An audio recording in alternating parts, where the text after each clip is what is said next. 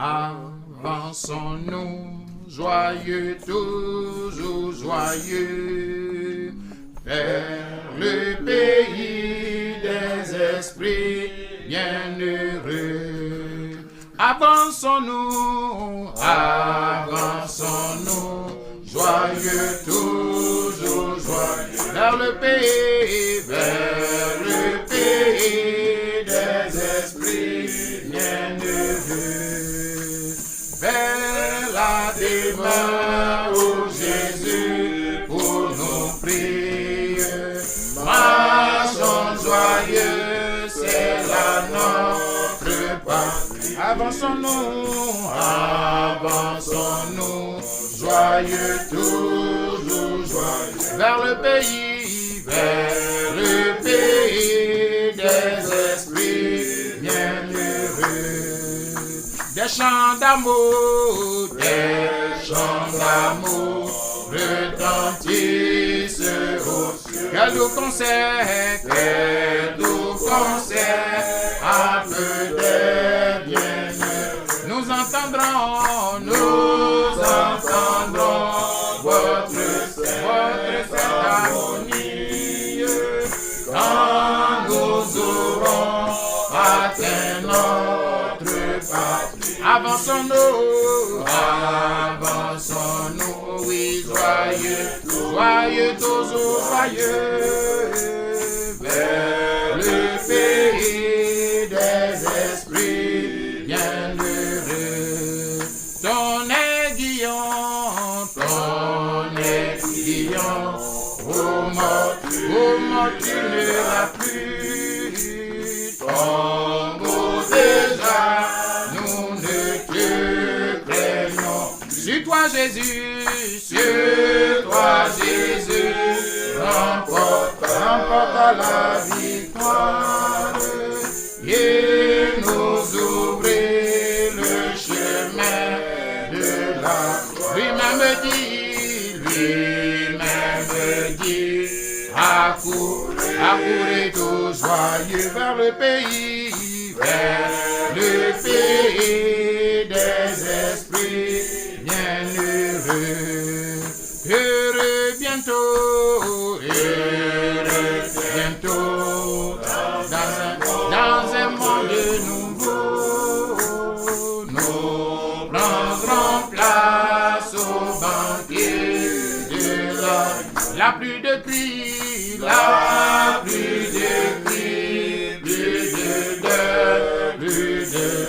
de péché, de douleur ni là, nous serons joyeux, toujours joyeux. C'est le pays des esprits bienheureux. Oui, heureux bientôt, dans un monde nouveau, nous prendrons place au banquet de la pluie de cris, plus de deuil, plus de péché, de douleur ni là nous serons joyeux, toujours joyeux. C'est le pays des esprits bienheureux. Amen. Bien-aimé Père Céleste, nous voudrions encore cet après-midi, comme l'ont déjà demandé tes enfants, te remercier, te louer, t'exalter pour cette rencontre que tu nous accordes. Seigneur, c'est même un privilège que d'écouter 2 ou 3 fois ta parole dans la journée. Quand nous savons que là où 2 ou 3 sont réunis en ton nom, tu es au milieu d'eux. Et quand tu es présent, ton esprit est présent, la vie est présente, la paix est là, la joie et tout ce que, Seigneur, tu as acquis est avec nous. Amen. Ce soir, nous voulons seulement te demander de prendre le cœur de chacun de nous,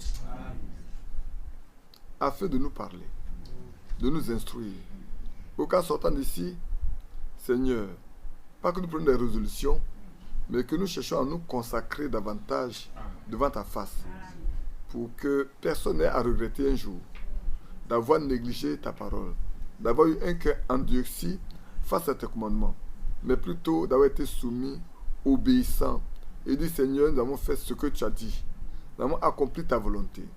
Soutiens-nous, fortifie-nous par nous, encore par nous ce soir au nom de Jésus-Christ. Amen. Amen. Que Dieu nous bénisse. Je sais qu'on a chanté, pour ne pas dire beaucoup de cantiques qui portaient sur les choses dont nous devions parler. Je sais que vous ne savez pas, mais on a chanté beaucoup de cantiques par rapport à ça. Nous sommes en train de parler de la sanctification. On doit parler de la sanctification de l'esprit et du corps, mais depuis je tourne autour, je n'ai pas encore pu aborder. Ce soir, on va parler du mobile fondamental de la sanctification. Pourquoi nous devons forcément être sanctifiés? Je lirai quelques lettres séculaires, au moins 4 lettres séculaires, au plus 4 lettres séculaires de Frère Franck avec vous.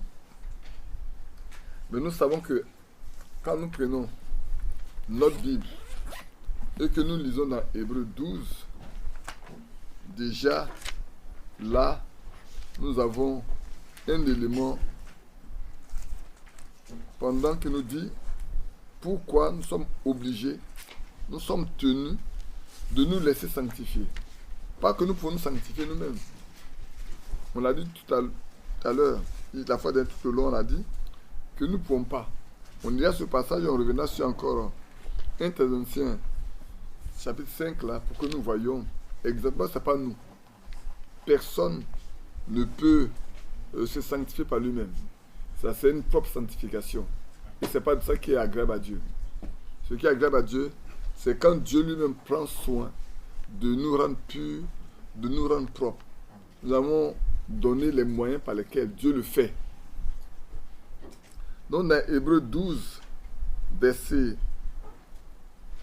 14, il est écrit « Recherchez la paix avec tous et la sanctification sans laquelle personne ne verra le Seigneur. »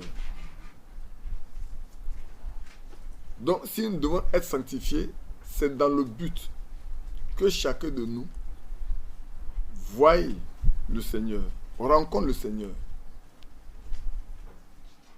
Que ce soit aujourd'hui, que ce soit demain, que ce soit plus tard, que nous puissions le voir. Parce que le Seigneur ne viendra pas chez celui qui est souillé. Point du tout. Et c'est pour ça qu'il est important que nous nous laissons sanctifier. Il nous sanctifie par sa parole. Il nous sanctifie par son esprit. Il nous sanctifie au moins de son sang. Si la parole de Dieu n'est pas venue à toi, si tu n'as pas trouvé écho dans ton cœur, si tu n'as pas de disposition pour mettre la parole de Dieu en pratique, tu ne peux pas être sanctifié, ce n'est pas possible. C'est elle qui rend saint. Si le sang du Seigneur n'est pas venu à toi, tu ne peux pas aller le chercher là où il est. C'est lui qui doit te sanctifier par son sang. S'il n'a pas envoyé son esprit sur toi pour te sanctifier, tu ne peux pas l'être non plus. C'est lui. Mais ici, c'est important de savoir que nous devons être sanctifiés parce que sans cela, personne ne peut voir le Seigneur. Et puis quand nous revenons dans notre texte initial de Thessaloniciens chapitre 5, alors je pense que Léon, dans sa prière, l'a déjà dit que le Dieu de paix vous sanctifie lui-même, tout entier. Et c'est important. À partir de là, j'ai la lettre circulaire de Frère Franck que je voulais lire avec vous, où il a cité ce passage-là. Il a développé, j'aimerais bien quand même qu'on regarde, il y a beaucoup d'éléments qu'il a donnés. Je vais regarder si c'est celui-là ou c'est pas celui-là. Je vais le choisir tout de suite. on va lire des éléments qui me paraissent très très importants. Je voudrais bien regarder avec vous tranquillement ces éléments, ces points-là, pour que cela serve à chacun de nous. Je pense que je ne vais pas passer le temps à le chercher ici. Ceux qui sont en ligne, je vous salue. Hein. Je ne vous ai pas salué. C'est Matthieu. Ça, c'est Matthieu 25. Ici, c'est Jean 14. Je vais voir là où. Est-ce que c'est. Je vois qu'ici, c'est pas là aussi. Oui, c'est ici. C'est dans l'air circulaire. Vous notez, hein, pour que vous puissiez lire. De septembre 2009. J'aimerais que vous prêtiez attention aux éléments dont nous allons parler ici dedans. En relation, il dit que se passe-t-il lors du retour de Christ? En relation avec 1 Thessaloniciens chapitre 4 de 13 à 17, une fois encore quelques paroles de clarification doivent être dites et écrites. Certaines déclarations faites par Frère Branham dans sa prédication l'enlèvement ont été interprétées à tel point que le cri bon. C'est pas ça qui m'intéresse. Je laisse, je descends. Considérons ensemble de plus près le texte de 1 Thessaloniciens chapitre 4, de 13 à 17, afin de déterminer à qui est adressé ce cri. Verset 13. Nous ne voulons pas, frères, que vous soyez dans l'ignorance au sujet de ceux qui dorment, afin que vous ne vous affligez pas comme les autres qui n'ont point d'espérance. Ainsi, il est question de ceux qui sont morts en Christ. Car si nous croyons que Jésus-Christ est mort et qu'il est ressuscité, croyons aussi que Dieu ramènera par Jésus et avec lui ceux qui sont morts. Hier, nous avons lu ça là-bas. Ici, il s'agit de nouveau de ceux qui sont morts. Voici en effet ce que nous déclarons d'après la parole du Seigneur. Nous, les vivants restés pour l'avènement du Seigneur, nous ne devancerons pas ceux qui sont morts. À nouveau, il est question de ceux qui sont morts. Car le Seigneur lui-même, avec un cri de commandement, avec une voix d'archange, avec la trompette de Dieu, descendant du ciel, et les morts en Christ ressusciteront premièrement. Tout ce qui est mentionné dans le 1 n'a pas eu lieu pendant une période prolongée sur plusieurs années, mais directement lors du retour du Seigneur Jésus-Christ. Au moment où les morts en Christ ressuscitent et ceux qui vivent en Christ sont transformés. Ces 4 versets cités si haut ne font pas allusion à un message qui est prêché aux vivants, mais traitent très clairement du cri de commandement que le Seigneur adresse lui-même à ceux qui sont morts en Christ, comme le fit avec Lazare. Il est parlé de ceux qui sont restés vivants en Christ, seulement verset 17. Oui. Ensuite, tous les vivants qui sont restés nous serons tous ensemble enlevés avec eux sur des nuées, à la rencontre du Seigneur, dans les airs. Ainsi, nous serons toujours avec le Seigneur. Amen. Amen. Frère Branham, écoutez bien, pour vous qui allez écouter demain, ou qui allez chercher, qui écoutez maintenant également, je vous demande de relire à tête reposée ces éléments-là pour vous-même. Frère Branham avait enseigné de manière scripturaire qu'il a 3 venues de Christ, en relation avec l'Église du Nouveau Testament. Il vint premièrement pour racheter son épouse. Je ne ferai pas de commentaires. Il viendra la seconde fois, lors de l'enlèvement, pour prendre son épouse. Il reviendra dans le millénium avec son épouse. Crois seulement, prêché le 27 avril 61. C'est exactement de cette manière que ça accomplira, que cela s'accomplira. Tout comme les nombreux autres faux enseignements, le retour de Christ sont aussi l'œuvre. Bon, ça, il parle des fausses doctrines. Je ne ferai pas de commentaires, mais ce que je vais faire voir ici, frère, nous, notre sanctification, à nous, c'est pour nous ramener à l'avènement du Seigneur. Parce que nous devons être prêts. Parce que quand on lit bien dans 1 Thessaloniciens chapitre 5, je lis maintenant, que le Dieu de paix vous sanctifie lui-même, tout entier, et tout votre être entier, l'esprit, l'âme et le corps, soit conservé irréprochable lors de l'avènement de notre Seigneur Jésus-Christ. Je ne sais pas si on comprend bien. La sainteté là, c'est pour que notre esprit, notre âme, notre corps soit conservé irréprochable. Quand le Seigneur va venir là, on ne doit rien trouver à nous reprocher. Pour qu'il puisse nous prendre avec lui. C'est important. Il y a peut-être des points que vous avez entendus dedans qui concernent le problème de l'épouse. J'ai dit, je ne ferai pas de commentaires. Mais si le Seigneur doit revenir avec son épouse au millénium, à vous de savoir de quoi on parle quand on parle d'épouse. Quand on parle de l'épouse, il est venu racheter son épouse, il vient prendre son épouse, mais revient dans le millénium avec son épouse. Et donc, il est question pour nous, qui écoutions, de savoir que ce que nous avons lu ici, là, est important. Celui qui vous appelait est fidèle, c'est lui qui le fera. Je ne peux pas me sanctifier moi-même. Tu ne pourras pas le faire. Tout ce dont nous avons besoin, c'est de nous disposer, de nous mettre à la disposition du Seigneur pour que les moyens dont il s'est donné lui-même là servent à notre sanctification. Ça ne se discute pas. Ça ne s'interprète pas. C'est une œuvre divine.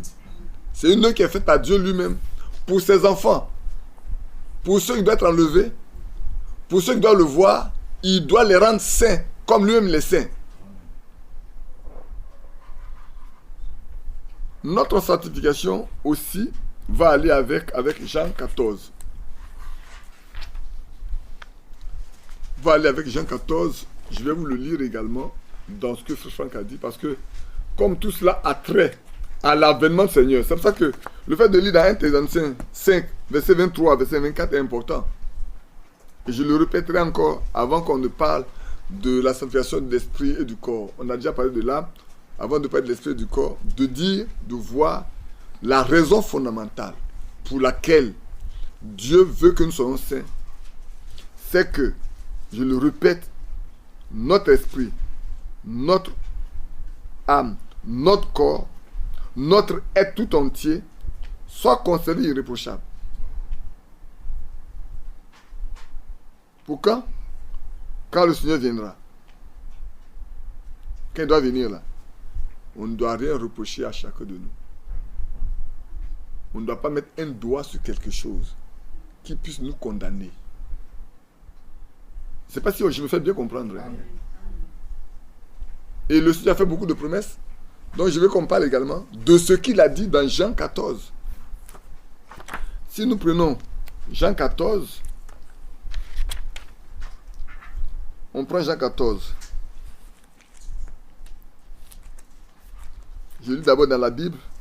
Ensuite, je vais vous lire ce que Frère Franck a écrit pour que ce soit clair. Que votre cœur ne se trouble point. Croyez en Dieu, croyez en moi. Bien-aimés, si le Seigneur nous a fait grâce de nous tirer de la maison de nos pères, de nos familles, de nos ethnies, de nos groupes, de nos pays, pour nous mettre à part, il a un but, il a une raison.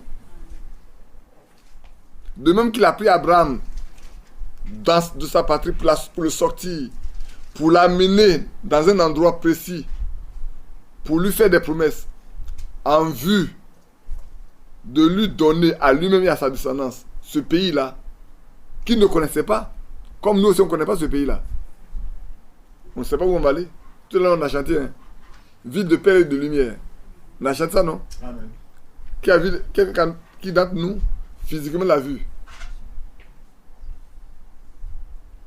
Avançons-nous joyeux, tout joyeux, vers le pays des esprits bienheureux. C'est vrai, j'ai dit que vous avez tout chanté. Vous avez prêché déjà. Pour dire que la prière que vous avez adressée pour qu'il y ait une symbiose, pour parler comme ça, une harmonie, que l'Esprit de Dieu vienne lui-même pour mettre les choses en ordre là. Vous l'avez déjà chanté, hein? Donc on ne fait que lire. Personne d'entre vous ne savait de quoi on va parler ce soir. On a déjà chanté des cantiques qui nous disent que nous devons être prêts parce qu'il y a un pays qui nous attend. Pèlerin, tu es sur cette terre-là, mais ici n'est pas chez toi. Tu dois bientôt aller chez toi. On a tout chanté. Moi, quand vous chantez là, j'étais en train de... Je riais à mon cœur et dis, Seigneur, tu fais tellement bien de choses. Tout est chanté. Maintenant, c'est chanté, ça doit être vécu. C'est chanté, ça doit être une réalité. Les autres ont écrit, on a chanté. Mais nous devons l'écrire aussi. Donc, que votre cœur ne se trouble pas, croyez en Dieu, croyez en moi. Il y a plusieurs demeures dans la maison de mon Père. Si cela n'était pas, je vous l'aurais dit. Je vais vous préparer une place. Et lorsque je m'en serai allé et que je vous aurai préparé une place, je reviendrai et je vous prendrai avec moi, afin que là où je suis, vous y soyez aussi. Quand on repart dans Hébreux 12, il est écrit que celui qui n'est pas saint ne peut pas le voir. Et dans 1 Thessaloniciens 5 qu'on a lu 23, il est dit que nous devons être conservés irréprochables pour l'avènement de notre Seigneur Jésus-Christ. Donc, la promesse qu'il a faite dans Jean, comme je le disais hier, chez nos sœurs là, chez notre sœur qui est partie, la promesse qu'il a faite là, elle est pour chacun de nous. Et elle doit être une réalité demain. Ce n'est pas une théorie qu'on doit discuter. Alors voilà ce que Frère Franck va écrire. Lorsque je m'en serai allé, je vous l'ai déjà lu. Donc, je reviens. Dès que la situation se passa, et lorsque je m'en serai allé, et jusqu'à la fin, vous y serez aussi, il dit ceci. Frère Branham disait, il y a 3 venues de Christ. Il vient une première fois pour racheter son épouse. Il vient ensuite une seconde fois, lors de l'enlèvement, prendre son épouse. Puis il revient une 3e fois, après le repas des noces, pour établir le millénium avec son épouse. Amen. Dans la parole parlée, la semence originale. Je vais vous donner la page 54.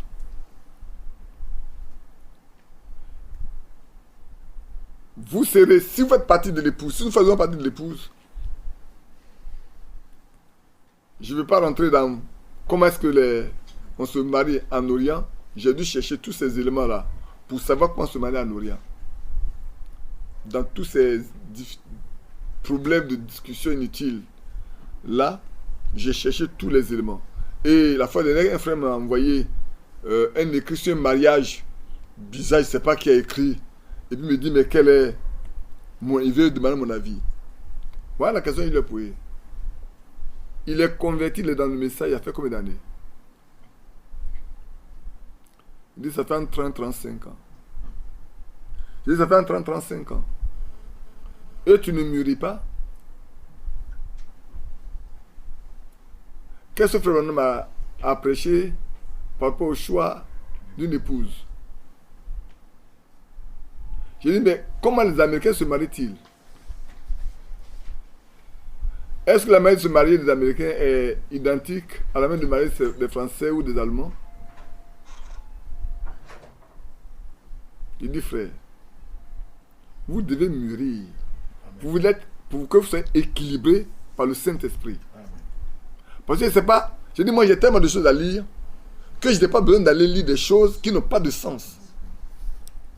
Dieu nous a aimés tellement qu'il ne nous a pas laissés dans l'obscurité.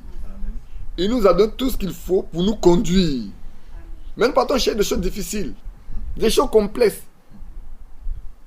Ça, celui à qui Dieu a donné la parole là, c'est pas lui que Frère Franck cite. Si.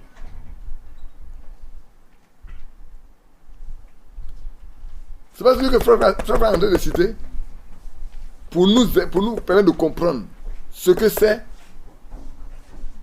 Donc, frère, Jean 14 va avec le retour de Christ.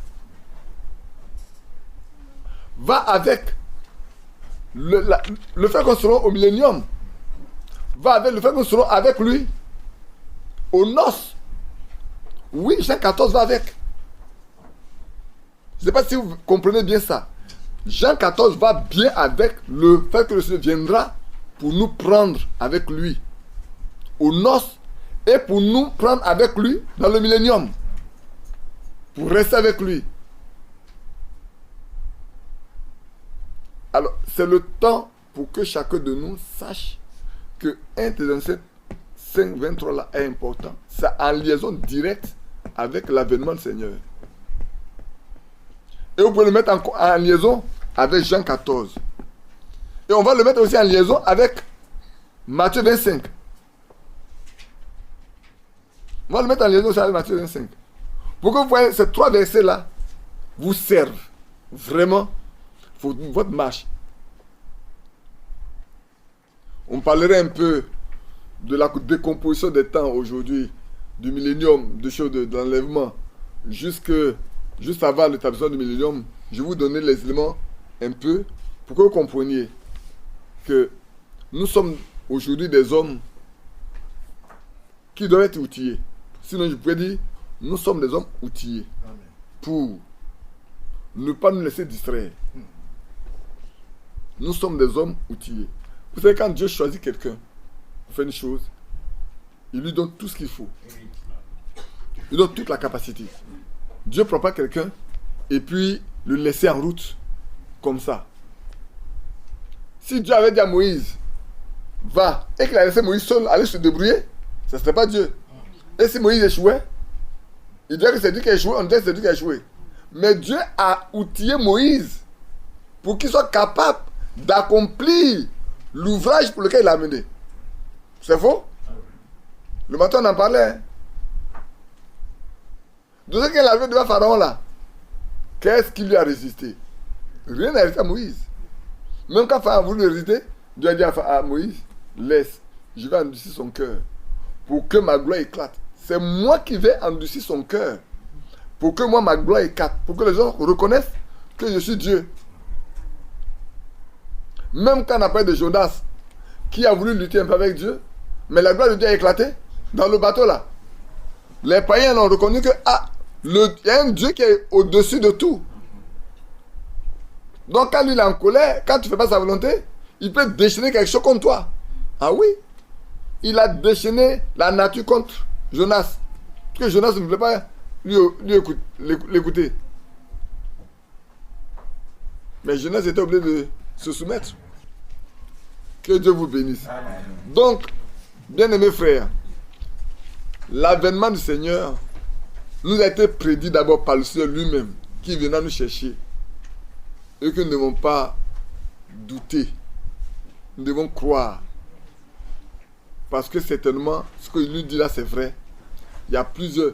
Bon, la traduction, comme on aime le dire, que ce soit en anglais ou en français, la traduction n'est pas normale. C'est pas comme ça. Comme vous lisez bien, dans la maison, il y a plusieurs demeures dans la maison de mon père. En fait, il y a plusieurs demeures dans le royaume de mon père, puisque on va dans le royaume de Dieu. Mais dans une maison, il va y avoir plusieurs demeures. Mais c'est une traduction. On le sait, nous tous. Est-ce qu'on peut faire des histoires dessus? Non, on se comprend. Quand on lit, on comprend. On comprend. Si quelqu'un veut donner notre sens, c'est différent, c'est son problème. Mais on comprend que le Seigneur prépare plusieurs demeures pour nous. Frère Banama, je ne vais pas vous dire ce que Frère Banama a dit quand il parlait de demeure. Mais, qu'est-ce qu'il a dit? Il dit, si cette tente dans laquelle nous habitons est détruite, nous avons une qui nous attend. Une tente, c'est quoi? C'est une demeure? C'est pas vrai. Si cette tente-là, elle est détruite, je suis dedans. Je suis dans cette tente-là, non? Si elle tombe, elle est détruite, mais il y a une autre qui m'attend. Automatiquement, il y a une autre qui m'attend. Pour moi qui suis chrétien, je rentre dans cette tente et puis il m'a devant lui. Bref, que Dieu soit loué. Et lorsqu'il m'a dit que je vous aurais préparé une place, je reviendrai. Oui, il nous prépare la cité, la Jérusalem céleste, la cité, comme on le voit, on le lit bien. Vous avez déjà lu la demeure future de l'épouse terrestre et de l'époux céleste. cette grande montagne qui c'est la demeure future de l'épouse et de son époux, comme il pourrait le dire, comme un mari qui va montrer à sa femme les choses qu'il avait préparées pour elle dans le secret, pour qu'elle découvre ça. Ainsi, nous serons avec lui là tranquillement. Ici donc, bien aimé, on viendra dans le millénium. Il viendra établir le millénium avec nous. C'est avec nous, non? Établir le millénium. Il ne viendra pas l'établir sans nous. Nous serons. Et c'est pour ça qu'on devrait être, si on dit l'épouse, quelqu'un, quand on dit j'ai épousé une femme, où elle doit avoir la même nature que moi. Épouser veut dire avoir la même chose, la même nature. C'est ça le vrai terme. C'est ça. Donc, il est venu racheter son épouse. Il est venu racheter son corps. Comme il est écrit dans 1 Corinthiens 12, je crois le verset 13, verset 12. Ils ont été baptisés par un seul esprit pour former un seul corps. C'est ça qu'il vient racheter. Il ne vient pas racheter autre chose. Hein. C'est pour ça que, bien aimés frères, sachez que nous n'avons pas besoin de nous soucier pour l'enlèvement. Quelqu'un va dire qu'est-ce qu'il veut dire. Nous n'avons pas besoin de nous soucier outre mesure pour l'enlèvement. Si tu dois faire partie de l'enlèvement, là, tu es déjà inscrit. Tu es déjà inscrit. Regarde notre soeur qui est partie. Elle a fait combien de mois au milieu de vous? Même chez eux à la maison, ils savent que désormais là, elle n'est plus catholique. Elle a montré qu'elle n'est plus catholique. Voilà quelqu'un qui a vécu. Et puis, à moins de 4 mois, elle a accepté Dieu pour son témoignage à la maison est vrai. Tu peux lutter avec. Dieu l'a destiné à ça. Et puis, la maladie même qu'il a amenée là, Dieu l'a guéri. On a forcé de l'opérer. Parce qu'on devait reprendre hier, la soeur disait, elle disait que les gens ne trouvaient même pas son dossier. Elle a fait toutes les analyses qui ont coûté plus d'1 million. Les gens ne trouvaient pas son dossier. Et puis elle a prié. Elle dit, Seigneur, mais si les gens doivent recommencer, mes enfants n'ont pas d'argent. Permets que les années qui sont faites là, les gens retrouvent ça. Le lendemain, on l'appelle. Donc elle a fait des expériences réelles avec Dieu. Pour que sa confiance soit tellement... Quelqu'un qui ne connaissait pas Dieu, qui maintenant connaît Dieu, qui prie, et Dieu exauce de façon instantanée. Frère, sœur, on n'a pas à se battre. Soyons dociles. Acceptons de marcher avec la parole de Dieu. Ce qui nous est donné là, prenons ça à cœur et marchons avec. N'ayons pas des cœurs endurcis pour nous soucier. Aucune œuvre ne pourrait être faite par nous. Mais comme l'apôtre Paul dit, je ne prêche pas la grâce, hein, ni la disgrâce. C'est pas ce qu'il dit. Hein. Comprenez-moi bien. Si quelqu'un dit, Dieu a tout fait, je peux dormir, je peux aller pécher, je peux faire ceci, via le ciel, il a menti, c'est qu'il n'est pas sauvé. Celui qui est sauvé là, il a peur même du péché. Quand il voit le péché venir même, il va courir s'il pouvait courir. Comme chez nous on dit, si les vieillards voyaient la mort venir là, il allait courir plus que les jeunes. Même s'il faut grimper un arbre à épines pour échapper à la mort, et ils sont déjà vieux, avant les morts, les jeunes gens ne mouraient pas vite. C'était les vieillards qui mouraient. Donc, si on dit si les vieillards voyaient la mort venir, même s'il faut grimper un arbre à épines pour échapper à la mort là, ils allaient courir plus vite, grimper l'arbre là. Le jeune homme avant de se rendre compte que le vieux est assis en haut là-bas.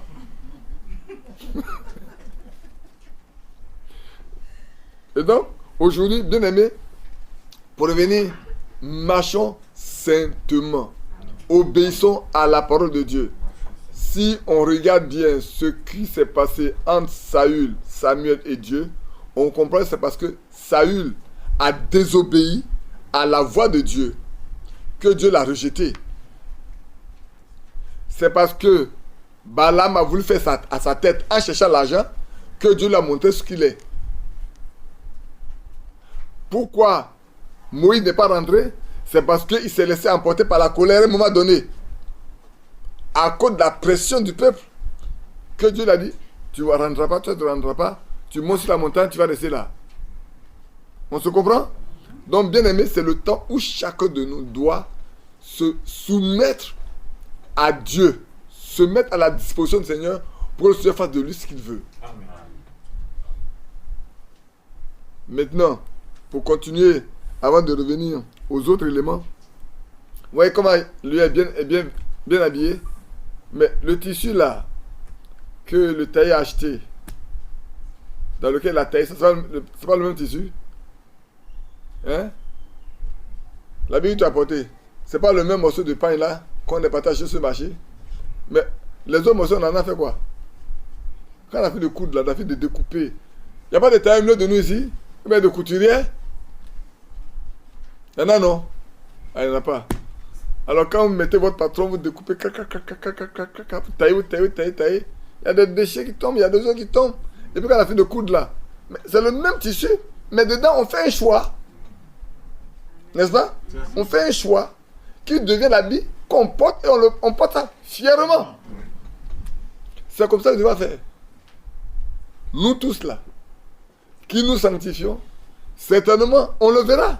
Mais pour l'enlèvement là, il va faire un choix. Il va donner son esprit à qui doit donner son esprit. S'il veut donner son esprit là, il va nous donner à nous tous son esprit. Un seul jour. Tranquille.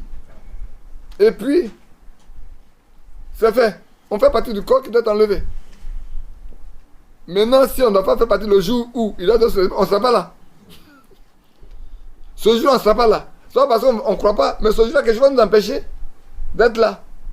Maintenant, vous regardez au premier âge. Je vous fais un peu. Regardez au premier âge. Ananias et Saphir n'étaient pas là. Mais l'apôtre Pierre dit, vous avez menti au Saint-Esprit.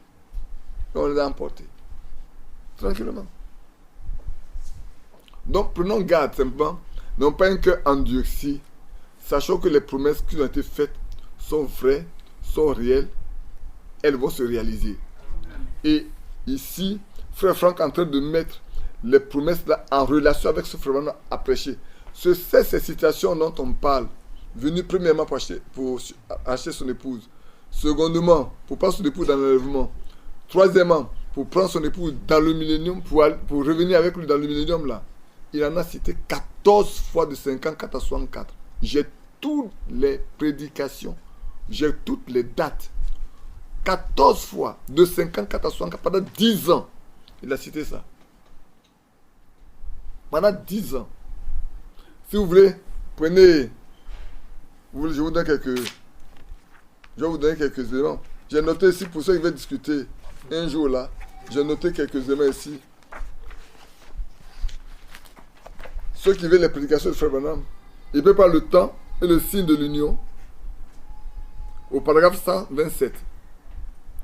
Comment puis-je vaincre? Au paragraphe 34.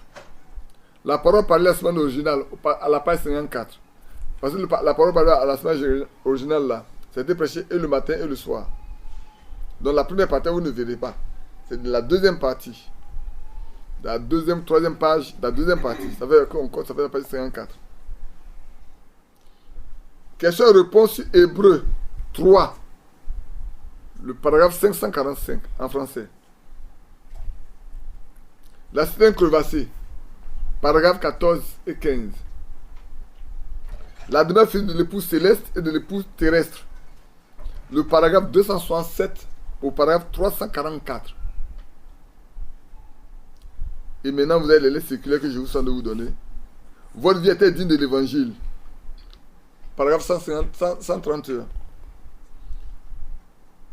Mariage et divorce. Premier mention de frère Franck. Je vais vous donner les pages après. Donc, pour vous dire, frère, on n'a pas à discuter pour discuter. Non. Aujourd'hui, il faut marcher avec ce que Dieu nous a donné. Donc, nous poursuivons.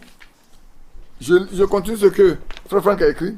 Sa première venue est largement écrite dans les 4 évangiles. Depuis la naissance de notre Seigneur et Sauveur jusqu'à son ascension. Et puis maintenant, il va citer Matthieu 25, comme on l'a dit tout à l'heure. Selon Matthieu 25, notre Seigneur vient en tant qu'époux pour prendre son épouse dans la gloire. Ceux qui étaient prêts entrèrent avec lui dans la salle des noces et la porte fut fermée. Voici, je vous dis, un mystère. Nous ne mourrons pas tous, mais tous nous serons changés. L'apôtre Paul le dit dans 1 Corinthiens 15, verset 39-58. En un instant, en un clin d'œil, à la dernière trompette, la trompette sonnera et les morts resteront incorruptibles et nous serons changés. On revient encore dans 1 Thessaloniciens chapitre 4. L'apôtre Paul a aussi mentionné le retour de Jésus-Christ. Il a décrit cet événement en détail. Quand nous vous disons ceci par la parole du Seigneur, nous l'avons dit tout à l'heure, ceux qui veulent le lire pourront le lire après. L'apôtre Jean écrivit, bien-aimés, nous sommes maintenant enfants de Dieu. Et ce que nous serons n'a pas encore été manifesté. Mais nous savons, et ça c'est important, nous savons.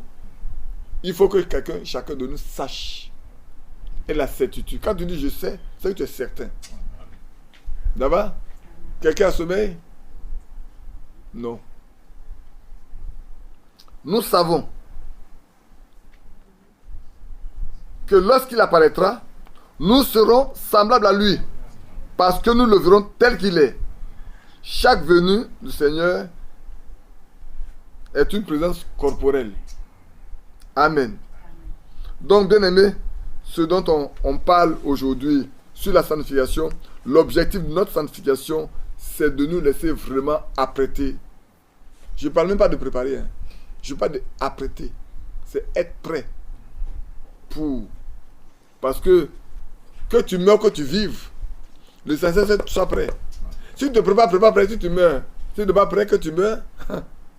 On parle de ceux qui sont prêts. Je ne sais pas si on se comprend. Préparer, c'est une chose. Mais être prêt, c'est la meilleure des choses. Amen. Si tu te prépares que tu n'es pas prêt, et puis supposons qu'on dit, vous devez voyager. Tu te prépares, et puis au moment du voyage, tu n'es pas toujours prêt. Ceux qui sont prêts, qu'est-ce qu'ils vont faire? Mais ils partent pour te laisser. Ne partiront dans ce voyage-là que ceux qui sont prêts, qui ont leur billet, ils ont leur passeport, ils ont toutes leurs pièces, ils ont déjà fait leur change, ils ont préparé leur valise, et puis voilà.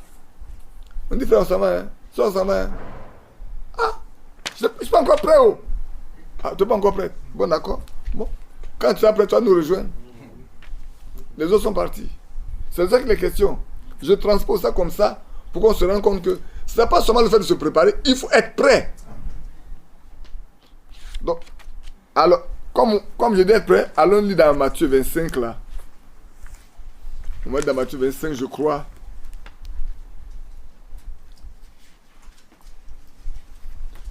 Allons dans Matthieu 25. Où est-ce que je trouve Matthieu 25 pour être en ligne avec Frère Franck? Voilà. On va le lire tout de suite. Donc on va lire dans Matthieu 25. Et puis, après on va lire un autre élément pour rentrer dans les détails un peu avec Daniel. Pour vous montrer quels sont les moments, qu'est-ce qui va se passer après notre départ.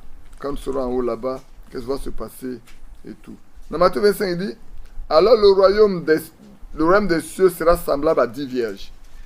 Pas le royaume de Dieu, mais le royaume des cieux. Qui, ayant pris leur lampe, allaient à la rencontre de l'époux. 5 d'entre elles étaient folles et 5 sages. Les folles, en prenant leur lampe, ne prirent point d'huile, qui typifie le Saint-Esprit. Tout lecteur, tout étudiant de la Bible sait que l'huile typifie le Saint-Esprit. On n'a pas besoin de discuter longuement là-dessus. Mais les sages prirent avec eux, avec leur lampe, de l'huile dans des vases. Comme l'époux tardait, toutes s'assoupirent et s'endormirent. Dimanche passé, je vous ai dit, frère, l'état dans lequel vous allez vous endormir, c'est avec cet état que vous allez vous réveiller. Si quelqu'un est endormi voleur, c'est pas le sommeil qui va changer son état. Quand tu vas le réveiller, il est toujours voleur. Quand c'est un coureur de jupon qui s'endort, quand vous le réveillez là, c'est un coureur de jupon. C'est faux? Si c'est un sou, quelqu'un qui boit, qui tombe dans le caniveau là-bas tous les jours là, quand il est endormi, quand vous le réveillez là, la seule chose que je vais chercher, c'est d'abord où se trouve son verre ou sa bouteille. Si c'est un verre de Koutoukou, ou une bouteille de gin, de whisky, de quoi que ce soit, Quand il va se réveiller, la sœur qui... Il y en a, vous connaissez la sœur, le petit frère de la sœur Monique. Beaucoup ne le connaissent pas. Bon, nous qui le connaissons là, quand il se réveille le matin, la première chose qu'il cherche, c'est où trouver la boisson, où trouver le couteau pour aller boire. Il commence sa journée comme ça. Et toute la journée, il est sous. Et quand il a cru, il a été délivré. Vous allez lui présenter l'alcool encore, il va accepter. Jamais. Jamais vous ne pouvez même pas lui parler de l'alcool. Lui, il sait ce que c'est que l'alcool. Il connaît l'effet de l'alcool. Non, ne venez pas parler de l'alcool avec lui. Parlez d'autres choses, mais pas de l'alcool. C'est vous qui ne connaissez pas l'alcool, lui connaît. Il connaît les méfaits de l'alcool. Donc, ne lui parlez pas de ça. Donc, revenons à notre test. Comme l'époux tardait toute sa soupir s'endormir. Au milieu de la nuit, on cria, voici l'époux, allez à sa rencontre. Alors, toutes ces vieilles se réveillaient, se préparaient et préparaient leurs lampes. Pas se préparaient, elles se réveillaient et préparaient leurs lampes. Les folles dirent aux sages, donnez-nous de votre huile, car nos lampes s'éteignent. Les sages répondirent, non, il n'y en aura pas assez pour nous et pour vous. Allez plutôt chez ceux qui en vendent et achetez-en pour vous. Pendant que s'en allait acheter, l'époux arriva. Celle qui se préparait. Ah, d'accord. Celle qui était prête entrèrent avec lui dans la salle de noces et la porte fut fermée. C'est seulement celle qui était prête. Ce qui nous est demandé aujourd'hui, frère, c'est d'être prêt. Le message est ici en Côte d'Ivoire. On sait que c'est rentré en Côte d'Ivoire en août 72. Si j'exclus même les 5 mois de 72 pour faire une année, si vous comptez depuis 73 jusqu'à aujourd'hui, on est au moins à 48 ans. Si après 48 ans, on n'est pas encore prêt pour l'enlèvement, quand nous mourrons là, on ne sera pas prêt pour l'enlèvement. Je ne sais pas si on se comprend bien. On va mourir, on ne sera pas encore prêt. Et la fois dernière, je disais à quelqu'un, mais le message a près de 50 ans. Un enfant qui a 48 ans est un homme mûr. Chez nous au village, à 50 ans, tu n'es pas capable de construire ta maison en banco. En ce temps-là, on ne t'appelle pas un homme. On n'a pas de considération pour toi. Et je vais vous donner un exemple. Il y a un monsieur qui était un douanier, chez nous, dans le village maternel. Un homme qui a de grands enfants et tous travaillaient. Lui-même à Abidjan, il a une maison. Mais chez lui, au village, il n'a pas de maison. Quand il va au village, il dort dans la maison de son père, qui est décédé déjà. Et puis un jour, de sa génération, ils étaient en train de parler, puis il est venu parler. Et puis un peu plus jeune que lui l'a dit, et toi, il faut te taire. Tu n'es pas un homme pour parler ici. Les hommes parlent, toi, tu viens parler. Quelqu'un lui a dit, mais c'est ton grand frère. Quel grand frère? C'est pas un homme. C'est un homme. Ça, c'est pas un homme. Hein. Demandez-lui quand il vient, il dort où? Moi, quand j'arrive chez moi, j'arrive là, je mets ma clé dans ma porte, clac, clac, clac, je rentre chez moi. J'attends pas que quelqu'un vienne m'ouvrir la porte. Lui, quand il arrive, il fait quoi? Il attend qu'on vienne ouvrir la porte de son père pour qu'il rentre dedans. C'est un homme, ça. Il faut te lever d'ici là. C'est les hommes qui parlent. Toi, tu n'es pas encore un homme, tu es encore un enfant. Ah oui. Donc, il faut un âge pour être mûr. Donc, le message a près de 50 ans ici, et il n'y a pas un seul homme mûr qui puisse prendre la Bible et défendre une position. Nos problèmes locaux, on doit les envoyer à Frère Franck pour les traiter pour nous. Nos problèmes locaux. Alors que dans le ministère, dans la charge de Frère Franck, il lui a dit tu ne vas pas établir une église locale. Mais nous prenons nos problèmes locaux pour aller à Krefeld. Honte à nous. Nous n'avons pas le Saint-Esprit. Nous faisons de la religion. Parce que ça va laisser comme Franck, nous saurons aller dans la Bible chercher des solutions. Mais nous voulons faire croire que c'est Frère François qui a le Saint-Esprit. Mais nous, on n'a pas. Non, on n'a pas. On n'a pas. Quelqu'un me disait, mais alors, autant d'apôtres Paul, c'est pas ceux qui discutaient avec l'apôtre n'avaient pas le Saint-Esprit. Quand ils sont arrivés à Jérusalem, là, quels sont ceux qui étaient confondus? Paul était confondu? Non. Ce sont ceux qui discutaient avec Paul là qui étaient confondus. Parce que le Saint-Esprit, écoutez bien ce l'apôtre, écoutez bien ce qu'il a écrit, dit, il a apparu bon à nous et au Saint-Esprit. Amen. Il a apparu bon à nous et au Saint-Esprit de vous écrire.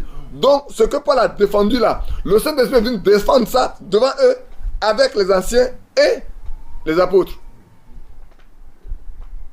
Quand vous avez le Saint-Esprit, c'est lui qui vous défend. Amen. Donc, comme nos églises locales, les conducteurs de nos églises locales n'ont pas le Saint-Esprit, frère Franck, que Dieu te garde longtemps avec nous, pour qu'on t'apporte tous nos problèmes, même avec ton âge, on n'a pas pitié de toi. Au lieu de t'épargner chaque jour des problèmes, on te transfère tous nos problèmes. Dis-nous qu'on n'a pas le Saint-Esprit, donc on n'a qu'à laisser l'église tranquille. Amen. Dis-nous qu'on n'a pas le Saint-Esprit, on n'a qu'à laisser l'église tranquille. Pour prier jusqu'à ce que Dieu donne le Saint-Esprit à ceux qui peuvent conduire les églises. Je le dis, écoutez bien. Frère Badi dit, vous n'avez pas le Saint-Esprit pour conduire les églises locales. Donc laissez les églises locales tranquilles.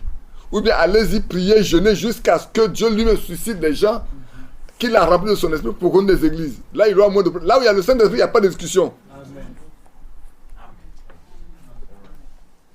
Il n'y en a pas. Mais attends frère, dites-moi, comment tu peux avoir le Saint-Esprit? Quand la Bible dit, quand l'Esprit de Dieu viendra là, le constate, il vous va vous conduire dans toute la vérité. Amen. Toi tu l'as, moi je l'ai. Et puis nous deux, on ne peut pas marcher dans la même vérité. C'est qu'il y a un problème. Entre nous deux, il y a un qui l'a, il y a un qui ne l'a pas. Entre nous deux, il y a un qui l'a. Et en gros, tu parles de l'enlèvement. Tu parles de l'enlèvement quand tu ne peux pas régler les problèmes. Simple. Il faut avoir pitié pour toi-même. Quelqu'un m'a dit qu'il veut venir parler. Bon, donc, on va parler. Non, pas avec la Bible. Donc, revenons.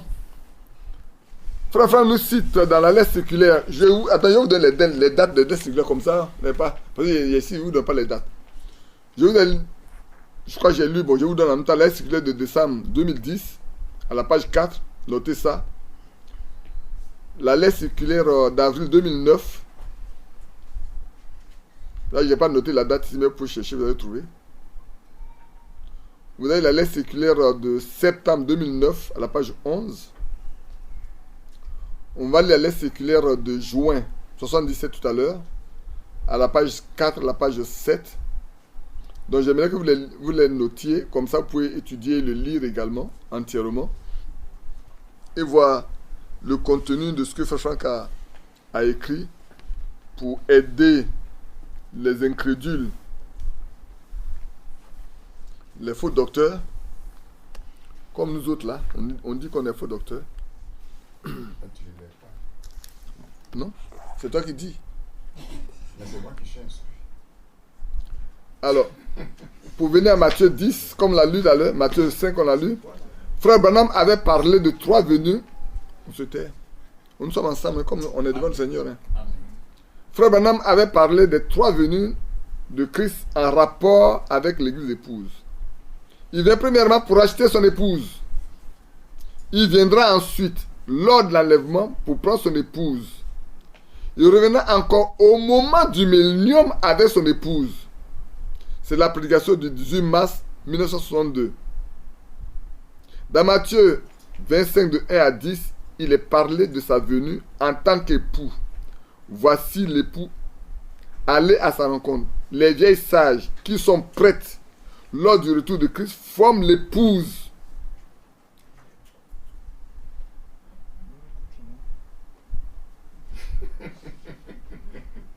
Les vieilles sages qui sont prêtes forment l'épouse.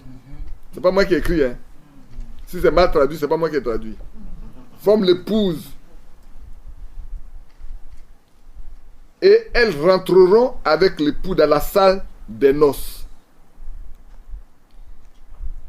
Nous lisons l'Apocalypse 19, verset 17. Réjouissons-nous et soyons dans l'allégresse et donnons-lui gloire, car les noces de l'agneau sont venues et son époux s'est préparé. Même dans le dernier chapitre, Matthieu Apocalypse 21, j'ai dit, je vis descendre du ciel d'auprès de Dieu, la ville sainte, la nouvelle Jérusalem, préparée comme une épouse qui s'est préparée pour son époux. Puis un des 7 anges qui tenait les 7 coupes remplies des 7 derniers fléaux vins, il m'a adressé la parole en disant, viens, je te montrerai l'épouse, la femme de l'agneau. Finalement, dans le dernier chapitre, il nous a montré l'accord parfait entre l'époux et l'épouse. Et l'esprit et l'épouse disent, viens. Et celui qui entend dise, viens. Et que celui qui a soif vienne. Que celui qui veut prenne de l'eau de la vie gratuitement. Comme au début du livre de l'Apocalypse, à la fin encore est reprise la sérieuse recommandation que rien ne peut être ajouté aux paroles de la prophétie de ce livre et rien ne peut être retranché de ce qui y est écrit. Que Dieu nous bénisse. Donc, je vais vous lire la dernière et puis nous allons aborder quelques aspects de la venue du Seigneur. Alors, qu'est-ce que j'ai écrit ici? C'est pour l'avènement de notre Seigneur en vue de l'enlèvement de l'épouse que les élus que nous sommes, nous devons nous laisser préparer pour être prêts pour l'enlèvement. Ne pourraient être enlevés que ceux qui sont les élus, qui forment l'épouse, qui sont les vainqueurs, qui forment le fils mâle, comme il est écrit dans l'Apocalypse chapitre 12. C'est écrit dans l'Apocalypse chapitre 12. Le fils mâle de la femme qui a été enlevé et que l'ennemi n'a pas pu attraper. Mais les vignes par le reste pour les châtier un peu. N'est-ce pas? Et quand nous regardons, donc, je vais lire en même temps la dernière lettre circulaire pour rentrer dedans. Je l'ai ici, c'est la lettre circulaire de juin 77. Vous allez dire, mais comment lui il fait pour trouver tout ça là? On a longtemps lu et on a gardé les traces de sorte que quand on parle, on peut parler simplement. Les gens pensent que c'est parce qu'on ne sait pas.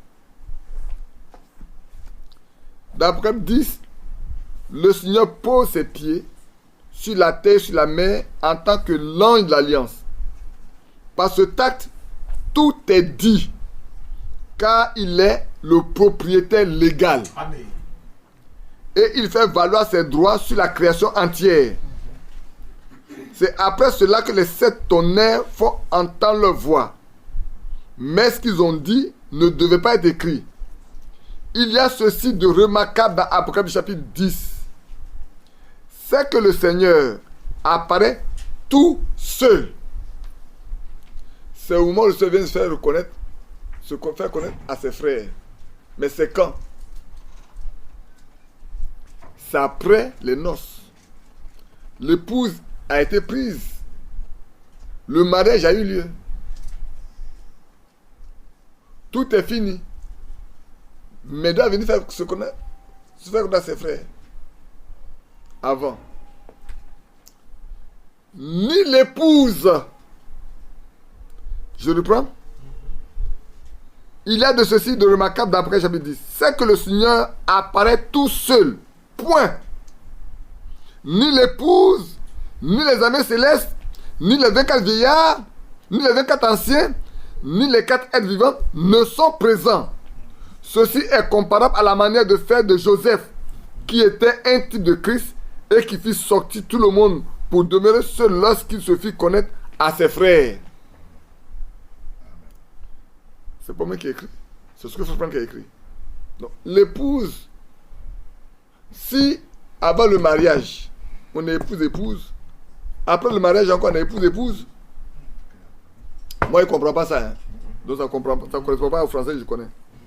Ceux qui veulent adapter disent que le français qu'on a là, c'est un français qui n'est pas biblique. Je ne sais pas si le Seigneur a écrit un français biblique. Il a écrit un anglais biblique. Il a écrit un russe biblique. Le Seigneur, quand il était sur la terre, parlait quelle langue? C'est la langue que tout le monde connaissait. C'est la langue que tout le monde connaissait. Seulement, il parlait aux uns en parabole et aux autres, il expliquait ce qu'il disait. C'est tout. Il dit, je leur parle en parabole pour qu'ils ne comprennent pas et qu'ils ne se convertissent pas. Pour respecter ce qui a été dit dans Ésaïe 6. Pour entrer en liaison. C'est tout. Donc, au chapitre 7, à la page 7. Et l'ange prit l'ascensoir, le remplit de feu de l'autel et le jeta sur la terre. J'ai dit la page 7, les premiers paragraphes. Hein. Et il y eut des voix, des tonnerres, des éclairs et un tremblement de terre. C'est en ce moment que le trône de grâce se change en trône de jugement.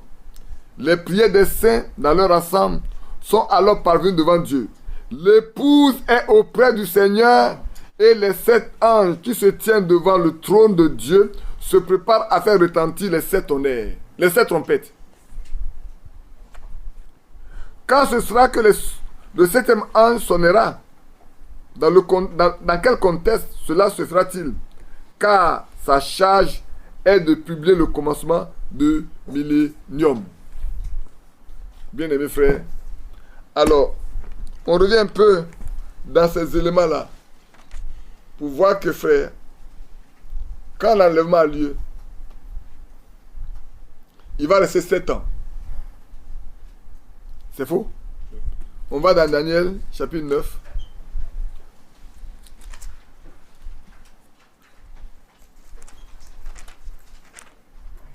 On va dans Daniel, chapitre 9. J'ai voulu peut-être enseigner un peu aujourd'hui. Daniel, chapitre 9. On va le verset 27. Mais on peut lire avec le verset 25.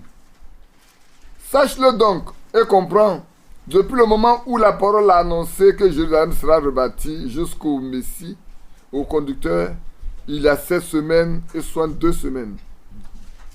Les places et les fossés seront rebâtis, mais en étant fâcheux. Ça fait 69 semaines. Après les 62 semaines, le Messie sera retranché. Il n'aura pas de successeur. Donc dites à nos parents catholiques que Jésus n'a pas de successeur. Le peuple d'un chef qui viendra détruire la ville et le sanctuaire. Vous savez bien comment c'est passé à Titus qui a détruit et la ville et le sanctuaire. Au point de rester qu'aujourd'hui, le mur de lamentation. Oui. Et ça fait arrivera comme par une inondation.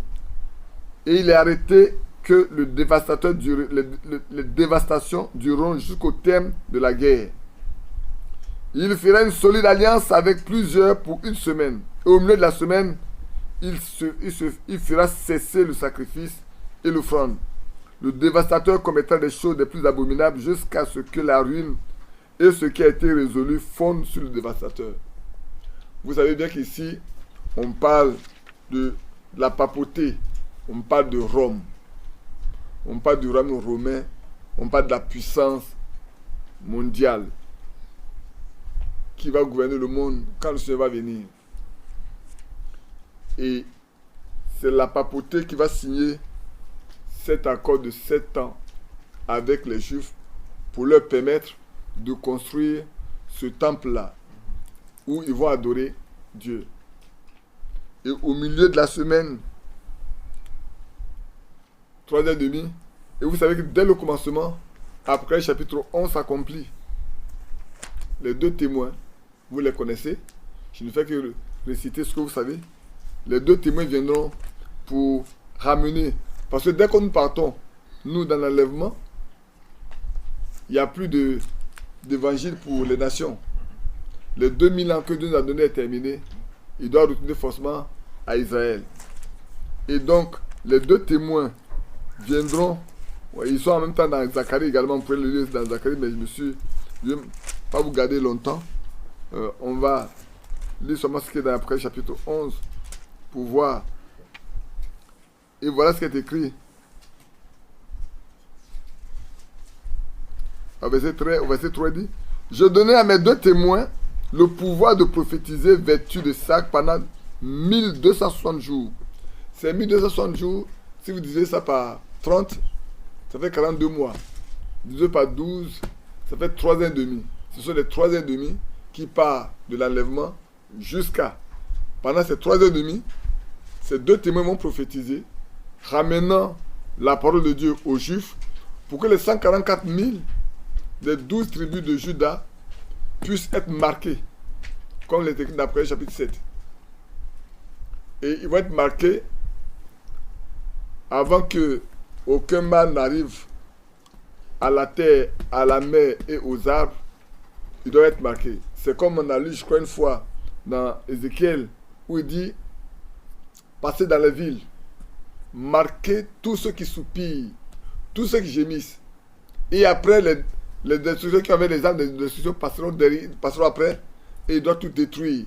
Enfants, femmes, vieillards, même dans le sanctuaire. Parce qu'il y avait beaucoup de mauvaises choses qui se faisaient dans le sanctuaire. Comme aujourd'hui d'ailleurs dans nos églises. Malheureusement. Ce n'est pas seulement dans les religions, hein. Frère, ce n'est pas seulement dans les religions. Je dis même que nous sommes pires que les religieux aujourd'hui. Si on nous donne encore une 50aine d'années, le message sera pire que toute autre chose. Parce qu'au fur et à mesure les années passent, comme on n'a pas le Saint-Esprit, et qu'on on n'a pas mis des règles, comme dans les religions où ils ont mis des règles, on est à plat. Donc chacun se lève et peut faire ce qu'il veut. Chacun se lève et dit ce qu'il veut. Frère Branham avait dit qu'on ne deviendra pas une dénomination. Peut-être c'est vrai, mais la religion nous a gagné. On nous a cherché, on nous a trouvé dans le monde. On a cherché le monde, on a trouvé le monde au milieu de nous. Nos sœurs sont pires que même dans les religions. La fois dernière, je parlais avec une dame qui a fait la Assemblée de Dieu. C'était la grande sœur de Angèle, fatiguée de sa religion. Elle dit qu'elle va retourner encore à l'Assemblée de Dieu. Mais quand elle est repartie, elle dit: mais je me demande si c'était dans une église. Parce qu'elle a fait l'Assemblée de Dieu avant. Et puis, comme vous savez, des gens sortent des églises là pour aller créer leur propre mission. Et ils sont partis. Et là, comme elle ne se sentait pas, elle est retournée à l'Assemblée de Dieu. Elle dit: mais quand ils allaient m'asseoir, je me suis demandé où je me trouve. Est-ce que je me trouve dans une église ou dans le monde? Elle dit: mais c'est pas possible. Quand je lui disais: mais nous on était ensemble, on était avec les en 77, 77, ce qu'on voit aujourd'hui là, c'est même pas. D'abord, il y a 10 ans en arrière, c'était pas la même chose. Il y avait 20 ans en arrière, c'était pas la même chose. Après 2 ans, maintenant, aujourd'hui, qu'est-ce qu'on va trouver de bon? Rien du tout. Mais ça a commencé à se gâter, tu sais quand? Depuis que les Américains ont commencé à venir en Côte d'Ivoire dans les églises. Depuis que les Français ont commencé à venir en Côte d'Ivoire dans les églises de l'Assemblée de Dieu. Les gens ont voulu copier. Ils n'ont pas voulu rester avec le Saint-Esprit. Ils ont voulu copier. Ce sont les Américains, ce sont les Américaines. Et il y a toujours de l'argent derrière. Le blé. C'était.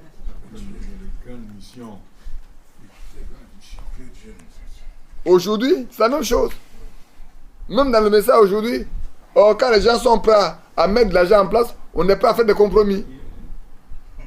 Ah oui. Et on court après de l'argent. Moi, je me souviens quand on a commencé à éditer les brochures là, où on nous envoyait 1000 euros, qui fait 650, mais j'ai arrondi, à 150, 6 000 francs. Les gens pensaient que c'est des millions d'argent qu'on envoyait. 1000 euros.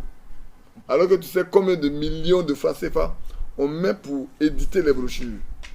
C'est des millions de francs CFA. Hein, pour les éditer et les envoyer dans tous les pays francophones. Jusqu'en RDC. On envoie les brochures là-bas. Bien aimé frère. Et quand tu reçois 600 000 francs, et on pense que c'est de l'argent.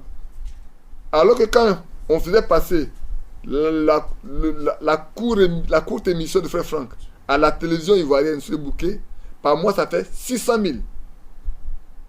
Les 4 passages là, du mois là, de tous les dimanches matin, c'est 600 000.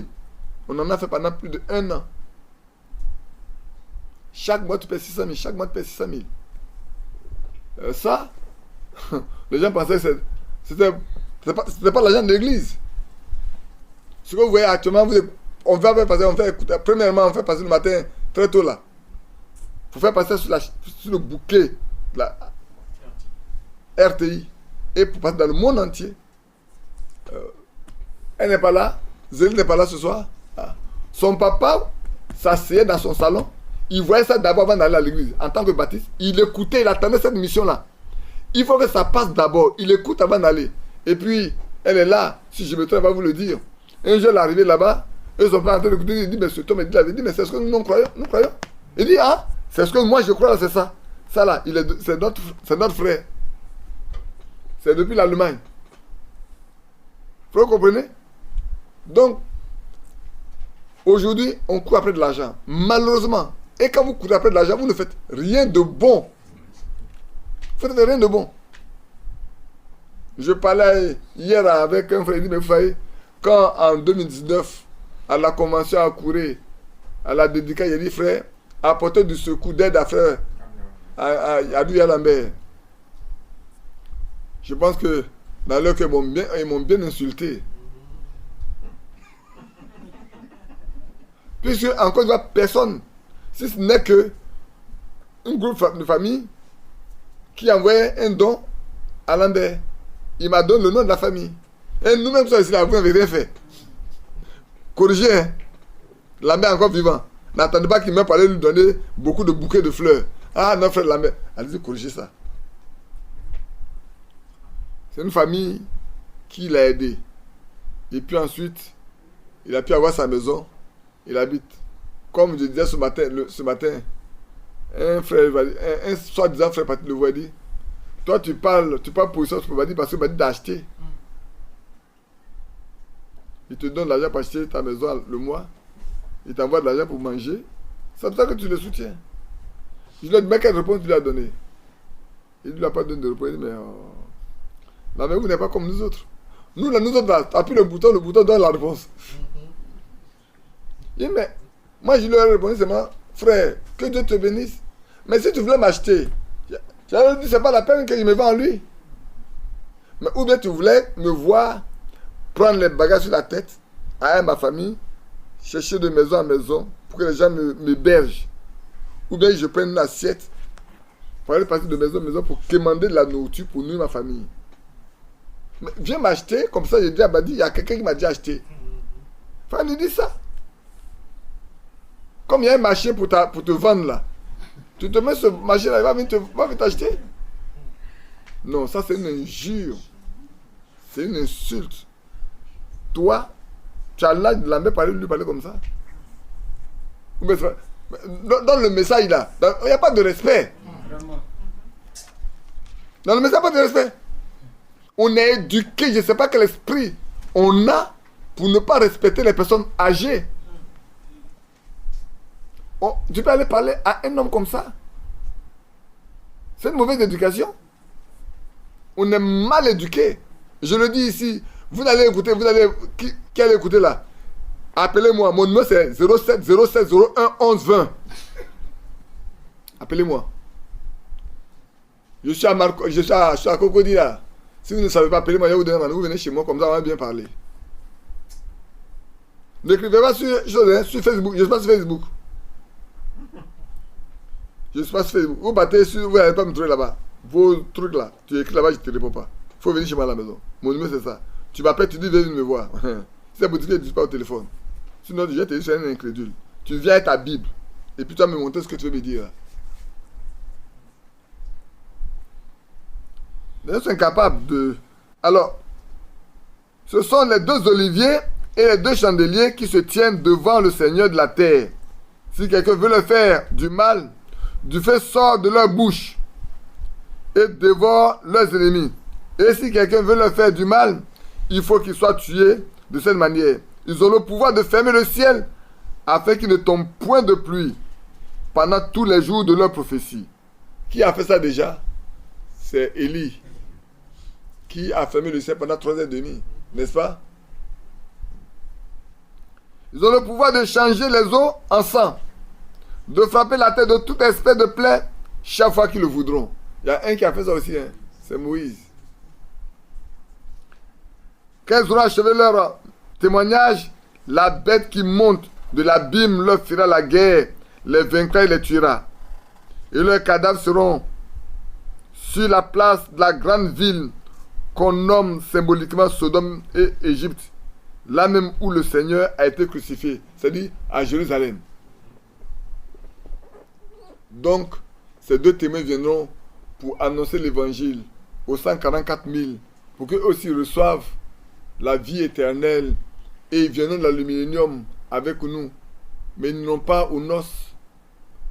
Et leur témoignage durera pendant 3h30, le temps de préparer. Et à partir de là, qu'est-ce qui va se passer? Quand ils ont été instruits, l'ennemi va venir s'asseoir. Vous pouvez le lire dans d'autres anciens, qui viennent s'asseoir là pour se proclamer lui-même Dieu. Alors les Juifs, les Hébreux ont dit c'est pas possible. Notre Dieu, c'est le Dieu d'Abraham, d'Isaac et de Jacob. Et chez nous, on a toujours vu les prophètes. Et c'est à ce moment-là que la rupture aura lieu. Et il va mettre fin à l'alliance qui a été faite. Et il y aura la grande persécution qui va mener les 144 000 à la mort pour compléter le nombre qui sont déjà qui est déjà sous comment on appelle ça, dans le 5e sceau. Je vais le lire ça comme ça, vous allez voir. Dans le 5e sceau d'après, chapitre 6. Ceux qui réclament vengeance.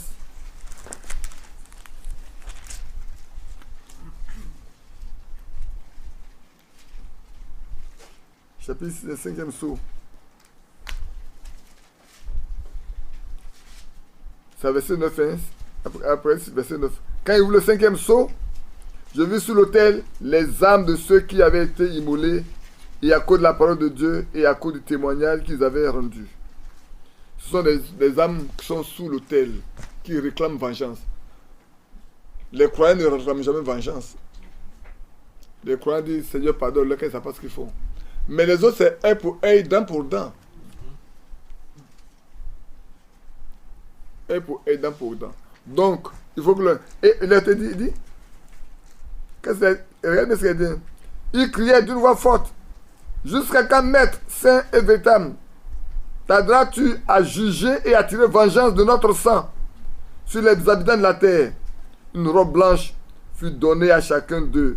Il leur fut dit de se tenir en repos quelque temps encore, jusqu'à ce que soit en complet le nombre de leurs compagnons de service et de leurs frères qui devaient être mis à mort comme eux.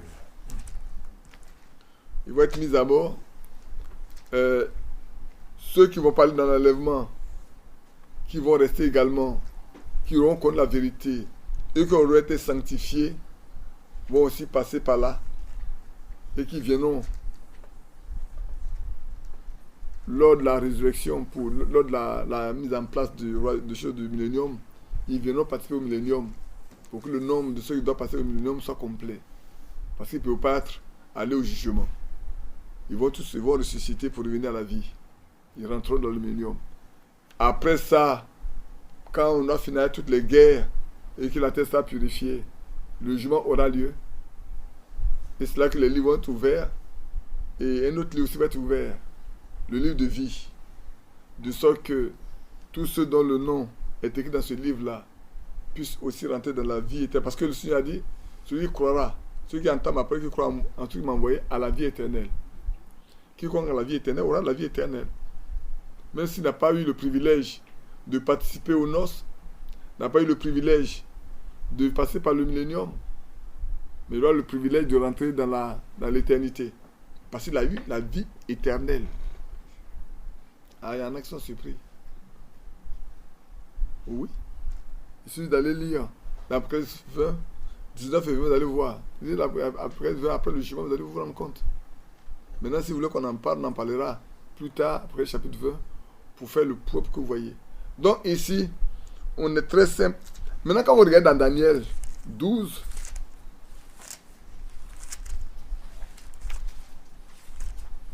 Ça, je peux vous reporter dans le retour de Christ écrit par Frère Franck, hein, pour que vous voyez certains détails, simplement pour ceux qui veulent s'instruire davantage. Cela n'affectera pas votre foi. Même si vous ne le connaissez pas, ça n'affectera pas votre foi. C'est pour que vous soyez instruits des choses qui doivent arriver, qui doivent se passer, simplement. Alors dans Daniel chapitre 12, c'est tellement vrai. Vous savez, là, je lis après le verset 7 ou verset 6. L'un d'eux dit à l'homme vêtu de lin qui se tenait au-dessus des eaux du fleuve, quand sera la fin de ces prodiges? Et j'entendis l'homme vêtu de lin qui se tenait au-dessus des eaux du fleuve. Il leva vers les cieux sa main droite et sa main gauche et il jura par celui qui vit éternellement que ce sera dans un temps, des temps et la moitié d'un temps, les 3 ans et demi. Et que toutes ces choses finiront quand la force du peuple saint sera entièrement brisée.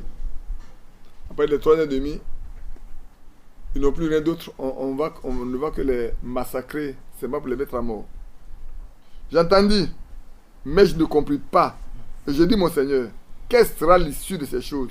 Il répondit, va à Daniel, car ces paroles seront tenues secrètes et scellées jusqu'au temps de la fin. Donc vous voyez que Daniel a vu une chose qu'il n'a pas compris. Il a même demandé la compréhension, on ne lui a pas donné. Plusieurs seront purifiés, blanchis et éprouvés. Les méchants feront le mal. Aucun des méchants ne comprendra ceux qui auront, ne comprendra. Mais ceux qui auront de l'intelligence comprendront. C'est vous qui avez de l'intelligence aujourd'hui. C'est à vous que le Seigneur a révélé cela. Mais tous les autres méchants ne comprennent pas. Même dans les religions, on ne peut pas enseigner ça. Oui, la fois dernière, j'étais avec la sœur Nicole qui est arrivée de choses, de la Belgique. Elle dit, mes frères, on venait du village, elle dit, mes frères, dans la voiture, elle dit, mes frères, on ne parle plus du Saint-Esprit dans nos églises. Je dis, mais pourquoi vous voulez qu'on parle du Saint-Esprit dans nos églises quand on n'a pas le Saint-Esprit nous-mêmes? Si on n'a pas le Saint-Esprit, comment on peut parler du Saint-Esprit à quelqu'un?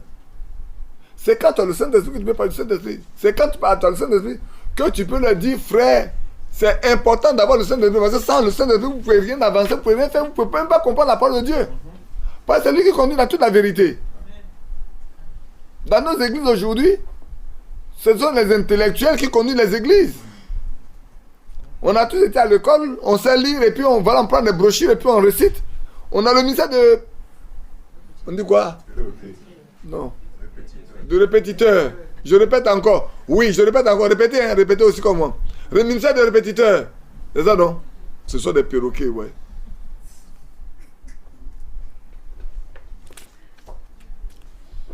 Tout bon prédicateur est quelqu'un qui cherche. Allez dire à Hérode. Le renard, là, que je prêche aujourd'hui ici, et dans 2 jours, je fais quelques miracles ailleurs. C'est pas ça? L'apôtre Paul dit, et parmi vous, faites attention, il y a des chiens.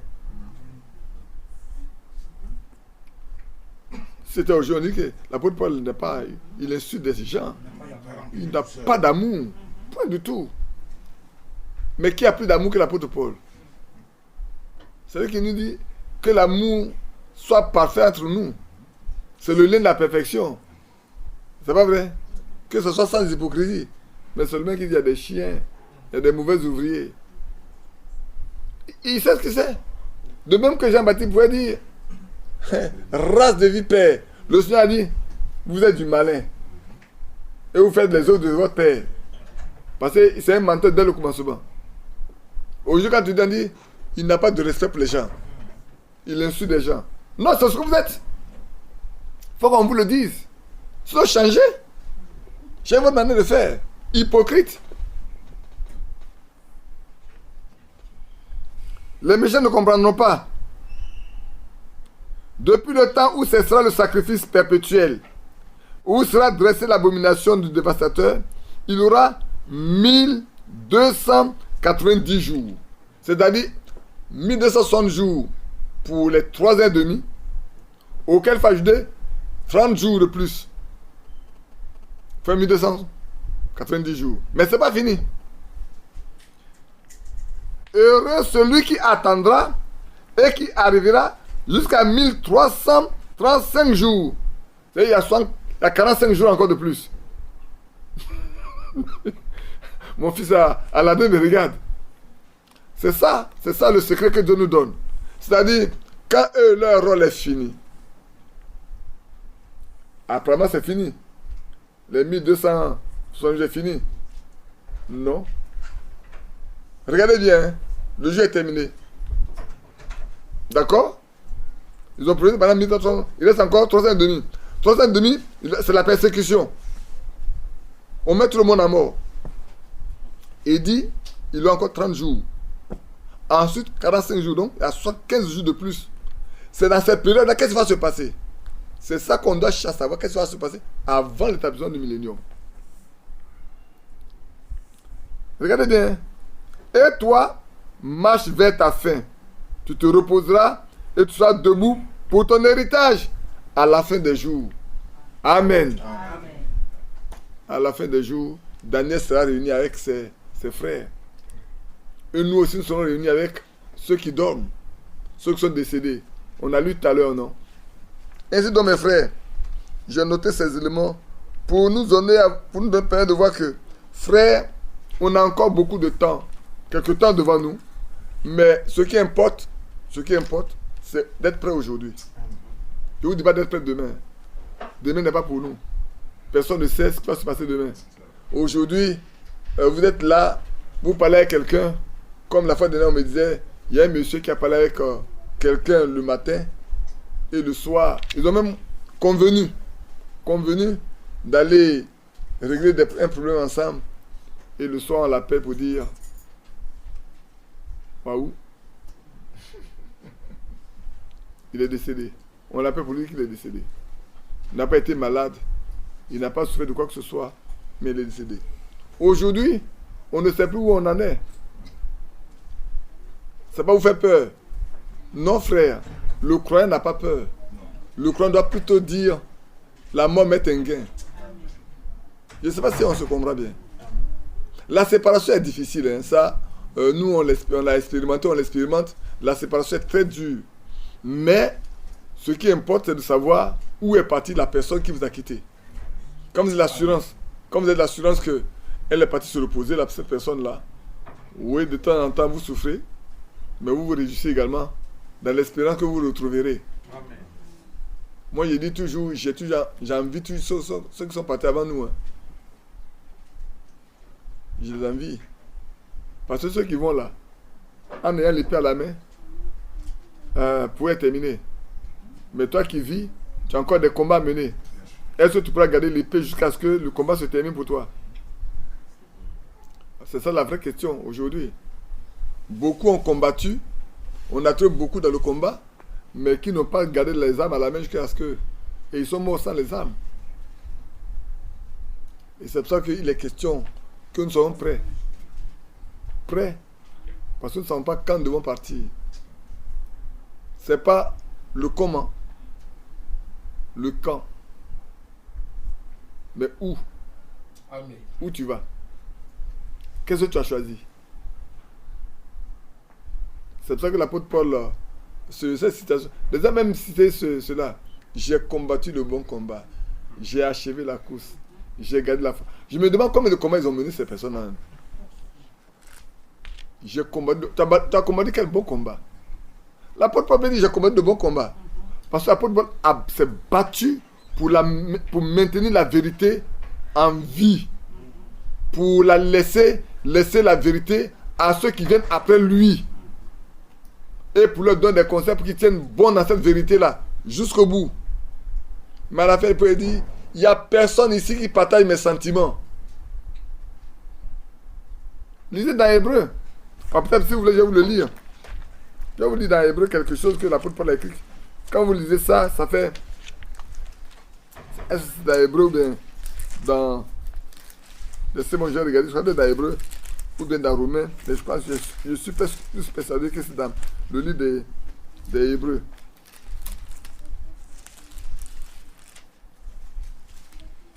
Je vais regarder tout de suite. Vous savez, on lit tellement de choses à la fois.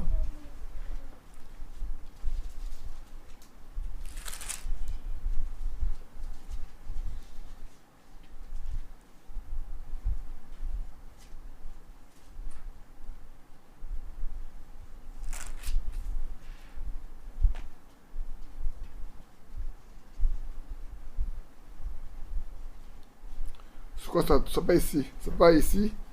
Ça doit être dans un autre livre. Où il dit il y a personne ici qui partage ses sentiments et trouve que quand telle personne sera relâchée, quand telle personne arrivera, lui-même les enverra. Laissez-moi regarder dans Philippiens aussi. Maintenant, si je ne trouve pas, je vais vous le dire la semaine prochaine. C'est dans ces dernières lettres.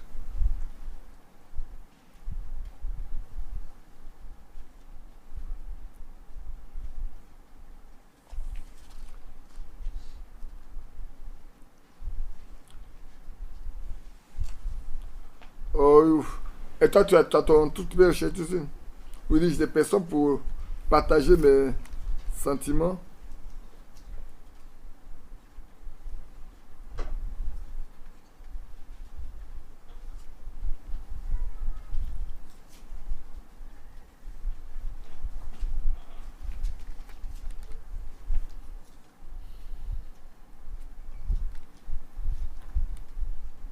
Aïe, aïe, aïe.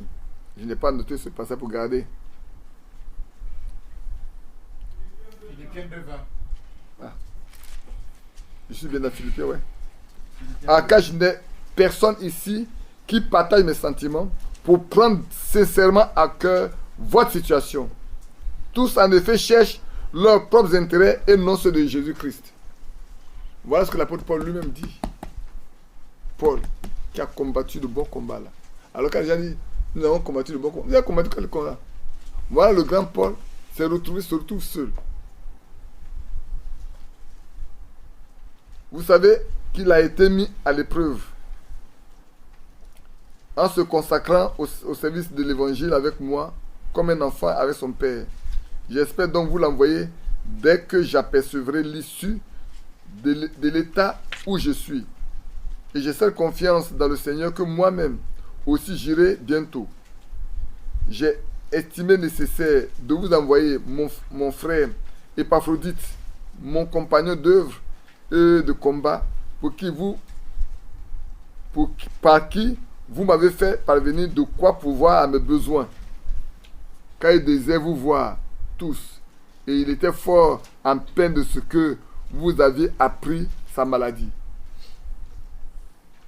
Il a été malade en effet, et tout près de la mort. Mais Dieu a eu pitié de lui. Et non seulement de lui, mais aussi de moi, afin que je n'ai pas tristesse sur tristesse. Voilà le grand Paul. Quelqu'un a écrit quelque chose? Timothée 4,16 aussi. 2 Timothée 4,16. On va le lire aussi. Que Dieu vous bénisse pour votre promptitude. Veillez. 2 Timothée 4,16. Ah, c'est moi, j'ai lu 1 Timothée 4. Quoi, c'est 2 Timothée 4,16 là qui. Oui, c'est 2 Timothée 4,16. Dans ma première défense, personne ne m'a assisté, mais tous m'ont abandonné. Que cela ne leur soit point imputé. Voilà le grand Paul. Quand il dit j'ai combattu le bon combat, c'est vraiment quelqu'un qui veut dire j'ai combattu le bon combat. Aujourd'hui, on voit sur les faits par là, ou sur les pierres tombales, j'ai combattu le bon combat. J'ai achevé la course, j'ai gagné la foi. Je ne sais même pas quel combat les gens ont mené. Les Écritures sont citées pêle-mêle, partout. Quand je regarde ça, il dit, c'est facile de citer les Écritures, hein. Mais si on les mettait en face, comme les gens du catacombe, qui a lu les martyrs du catacombe? Qui a lu les martyrs du catacombe? Aucun de vous n'a lu. Ah, moi, mais je ne sais plus où est le mien, je cherche à l'acheter. Je vais demander aux gars, s'il faut commander, je vais demander. Les martyrs du catacombe. Des enfants sont mis à mort pour leur foi. Des enfants nobles. On les a dépossédés de tout. Les biens de leurs parents. Ils doivent vivre où? dans les catacombes, là où on a extrait les calcaires pour faire du ciment, dans le sol, dans le sous-sol. Et quand ils ont un morceau comme ça, je prends un caca, ils ont eu cette page-là, s'ils ont seulement le chapitre 4 de Timothée là, c'est leur Bible ça. C'est avec ça qu'on va les exhorter tous les jours, chaque verset, tous les jours, c'est ce qu'ils vont lire. Frère, au lieu on a toute la Bible, on n'est pas capable de lire. On a toutes les brochures. Dieu a dit, je mets pour vous en réserve de la nourriture, pour vous préparer, pour que je vienne vous chercher. On n'est pas capable de lire. Il a mis quelqu'un pour distribuer. Et ça nous est venu. Malgré tout, on n'est pas capable de lire. On cherche autre chose. Que Dieu ait pitié de nous. Frères, nous avons reçu beaucoup. On nous demandait aussi beaucoup. Nous avons beaucoup reçu. Sachons-le. On a beaucoup reçu. Et je vous répète, frères, tous ceux qui ont marché avec frère Branham ne sont tous pas partis au ciel. Et n'iront pas tous au ciel. Beaucoup ont été des voleurs, des cupides. Beaucoup ont été des cupides. Frères, sachez-le. Beaucoup ont été des cupides. Gardez la foi. Cherchez le Seigneur. Marchez dans la sainteté. Sans la sainteté, personne ne verra le Seigneur. Et la sainteté est liée aux 3 versets que je vous ai lus. 1 Thessaloniciens 5, Jean 14, Matthieu 25. Toutes les promesses convergent vers la venue du Seigneur. Toutes ces promesses convergent vers la venue du Seigneur. Et c'est pour nous apprêter pour que nous mourions ou que nous vivions. Amen. Nous ne sommes pas en déphasage. Amen. Oui. Je vous ai dit, les frères qui ont gardé l'épée en main, les soeurs qui ont gardé l'épée en main et qui sont partis, moi je les envie. Parce que nous, on ne sait pas encore pendant combien de temps nous combattrons. Bien aimés, beaucoup ont été au milieu de nous et ils sont partis dans le décor. Et beaucoup sont morts sans les armes à la main. C'est pour ça qu'il est souvent difficile de dire, frère, tel frère est mort. Quand tu sais toi comment il a marché, et qu'on dit le frère est mort, c'est un frère, je dis, c'est pas moi qui juge. Que Dieu nous bénisse, qu'il nous soutienne et qu'il nous fortifie. Amen. Vous qui êtes en ligne, que Dieu vous bénisse aussi. Je vous ai pris un peu de temps.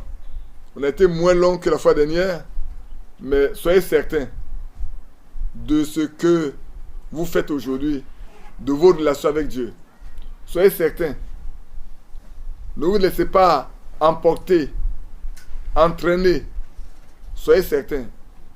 Cherchez la présence de Dieu dans votre vie de tous les jours. Soyez toujours en présence du Seigneur afin que vous ne soyez pas surpris. Amen. Amen. Nous avons bien chanté ce cantique-là. On va encore en vie de paix et de lumière. Examine les hauteurs. Personne n'a encore sur terre pu contempler sa splendeur. 188.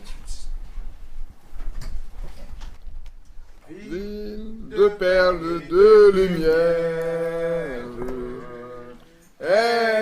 existant sur les hauteurs. Non, personne N'a encore sur terre pu contempler ta splendeur. Alléluia, alléluia. L'amour de Dieu l'éclaire. Ce sera l'agneau l'agneau lui-même lui-même dans cette ville hospitalière. La nouvelle Jérusalem. Alléluia, Alléluia, l'amour de Dieu l'éclaire. Ce sera l'agneau lui-même dans cette ville hospitalière. La nouvelle Jérusalem. c'est là où la gloire abonde. C'est là où la gloire Oh, l'arbre abonde. de vie fleurit. Oh, l'arbre de vie fleurit. Oh, le fleurit.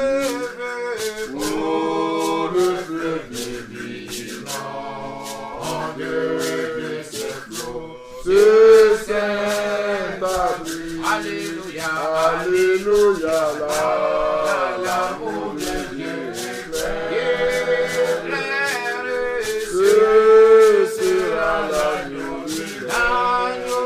lui-même dans cette ville hospitalière. La nouvelle Jérusalem. Quand les pèlerins arrivent, épuisés des grands déserts, aux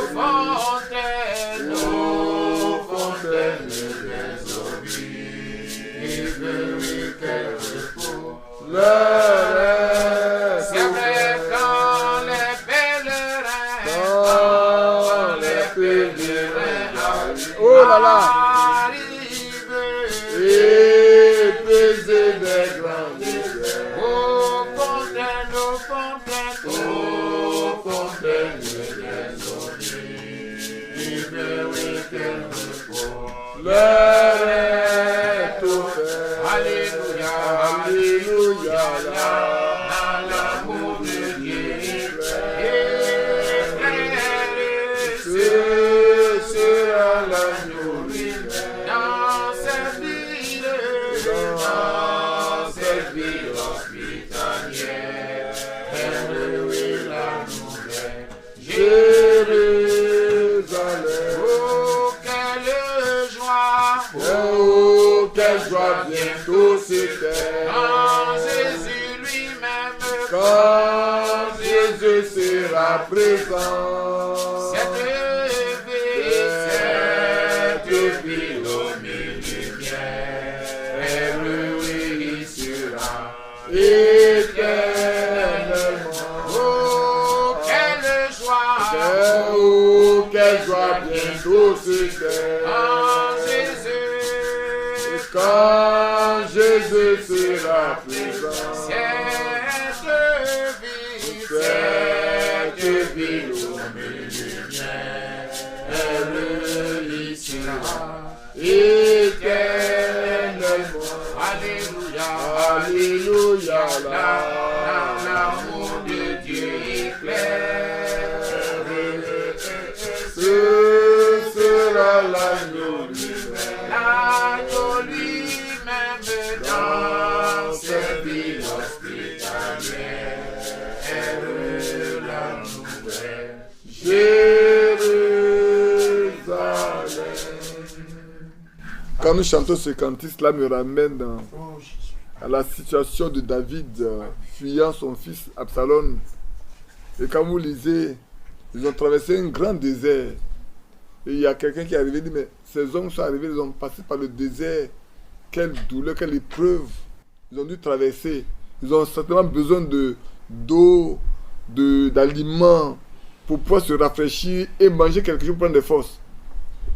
Oui, pèlerin, le désert est lourd, le désert est grand, mais soyez ferme. Soyez simplement ferme. Un jour, on finira de traverser ce désert et on rentrera dans la patrie.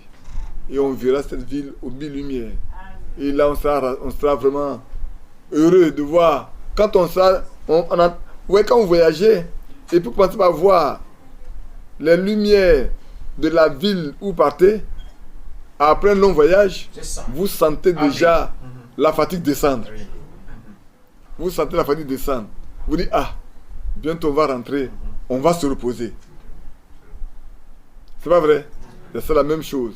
Pour le moment, il y a une lassitude, on est fatigué, c'est long, c'est dur. Mais quand on va commencer à voir la grande lumière, simplement, on va dire, ah, on est presque arrivé. On est presque arrivé. Prenez encore courage, on est presque arrivé. Que Dieu vous bénisse. Bien-aimé Père Céleste, oui, c'est vrai. C'est pour cette ville lumineuse que tu as bâtie ou que tu prépares pour nous. C'est pour elle que tu es venu pour donner ta vie afin que nous soyons participants de ta nature. Et tu ne cesses pas de nous instruire. Tu ne cesses pas de nous avertir. Tu ne cesses pas de nous aider. Chaque jour, tu envoies ton ange pour camper autour de nous, pour que nous soyons arrachés à toute forme de danger. Parce qu'effectivement, nous sommes dans une zone très dangereuse. Il y a des loups, il y a toutes sortes de situations qui peuvent nous faire tomber de l'autre côté. Mais comme tu es Dieu, tu nous gardes, tu nous préserves, tu nous soutiens, tu nous fortifies. Même quand nous défaillons, tu viens à notre secours pour nous relever. Merci. Ce qui doit être dit est dit. Et aide chacun de nous à comprendre que notre sanctification est en relation directe avec ton avènement. Pour que nous soyons conservés irréprochables. Irréprochables. Tout notre être doit être conservé irréprochable. De sorte que quand tu viendras, personne ne puisse dire un seul mot sur qui que ce soit. Portant ses vêtements blancs, ses robes blanches, ce fin lin. C'est maintenant que nous avons besoin d'être vêtus afin d'être prêts. Pour que la mort, quand la mort vient, ou que nous vivons jusqu'à ce que tu viennes, personne ne soit découragé, personne ne soit déçu, mais que nous rentrons seulement avec toi dans la gloire. Sois loué, sois remercié. Oui, les besoins sont nombreux. Nous ne pouvons pas les énumérer tous, mais réponds aux besoins de chacun de nous, à la faiblesse de chacun de nous. Conforte-nous et rends-nous capables de tenir ferme jusqu'à ce que tu viennes. Gloire, louange, magnificence et exaltation soient rendues. Guéris les malades, console les affligés, donne des enfants à ceux qui n'en ont point. Seigneur, c'est notre prière de tous les jours. Ô notre Dieu, et pourvoir chaque fois à nos besoins. Nous comptons sur toi et nous regardons toujours à toi seul. Au nom de Jésus-Christ. Amen. Amen. Amen. Que Dieu vous bénisse.